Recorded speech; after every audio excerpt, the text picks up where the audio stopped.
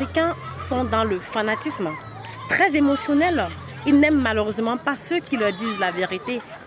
Il suffit de leur braquer une arme sur la tête et leur dire ce qu'ils aimeraient entendre pour s'accaparer de leur terre. C'est pourquoi on constate la main obscure des Occidentaux sur l'Afrique ainsi que l'exploitation de ses richesses. On a réussi malheureusement à quitter dans l'esprit de ces reines, de ces rois, l'humanisme, le sens du patriotisme et du nationalisme.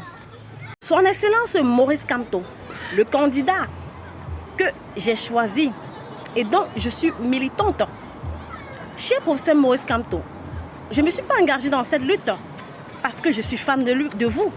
Non, contrairement aux autres, je ne suis pas fan de vous. Je suis très admiratif. Et sur ce, je me suis engagée dans cette lutte parce que j'ai vu en vous le potentiel de défendre les intérêts de ma nation. Oui, nation, parce que moi je pense nation. Je pense patrie. Je ne pense pas complexe de personnalité. Alors, admirer quelqu'un, c'est également lui dire ses vérités.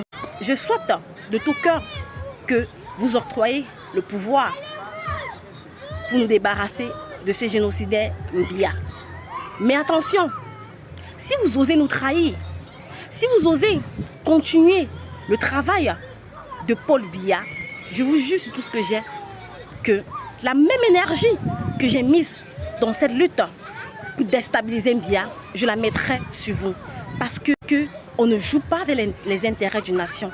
On ne joue pas avec l'héritage de mes descendants. Je me bats pour la souveraineté de l'Afrique entière, du peuple camerounais. Je me bats pour que nos richesses profitent à ce peuple.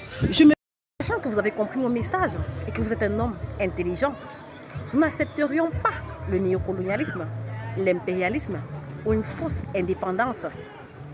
Vive l'AES, vive Julius Malema, vive mes ancêtres méritants. Afrique libre ou la mort, nous vaincrons. Ingeta.